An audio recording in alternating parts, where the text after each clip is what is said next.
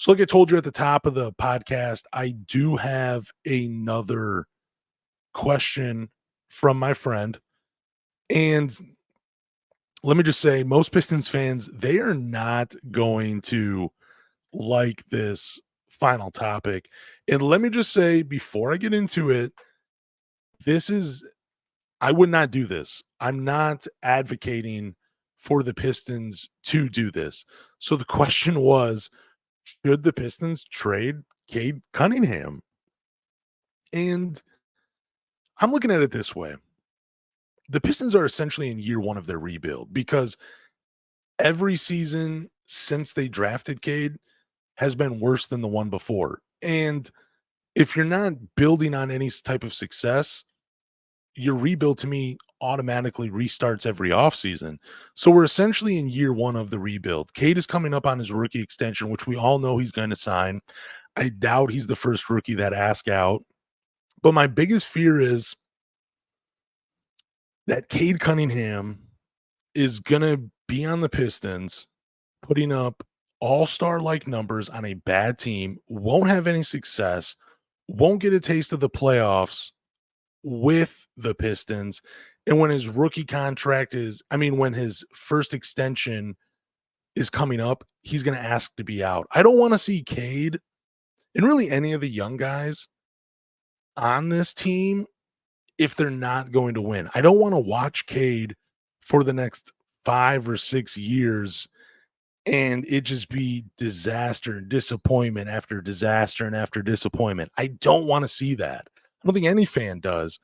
And I don't want to see him ask out when he's 28 years old and then go to a better team where he gets to show out in the playoffs. And I think that really is potentially his time in Detroit, unless they really do figure things out starting with this offseason. But again, I don't trust this front office to do it. So instead of waiting until Cade is 28, even though when you can trade him, when teams know he's going to want out, where his value might dip because they're going to have so much more film on him, you could make the case for why you would trade him now because there's still so much mystery around his game. Like, is he a first option? Is he a franchise player? Is he a third option? Is he that connector on a really good team? Whatever questions you have about him, that mystery is still out on Cade Cunningham, where his value would probably still be highest right now. It's crazy to me that we're even already talking about this because it's essentially only his third year in the league, and we're already talking like, are the Pistons better without him? Should they trade him? Should they, look elsewhere? Should they try to get max value for him? I don't know, but those are my reasons for it. Is you're in year one of the rebuild. He's going to be on the Pistons team after he signs that extension for 4, 5, 6 years on losing team after losing team after losing team. And then eventually he's probably most likely going to demand a trade because that's what good players do for greener grass and some other franchise. And then he's going to finally get the success that he wants. And we're going to be sitting at home, not watching the Pistons in the playoffs, watching whatever team he's on, probably make it to like the second or even third round on his first playoff run. And it's going to be amazing. So there's been a lot of talk on social media whether the Pistons are better with or without Cade Cunningham. So here's some numbers. The record with Cade is 3-33 this season. Without him, it's 2-6. I think it's actually 3-6 now. I don't think that part was updated. So the points per game with Cade is 111. Without him, it's 116. Rebounds per game with and without is 43. Assists per game is 25, 26 if you round up with Cade. And without Cade, it's 29. Turnovers per game, this is kind of interesting.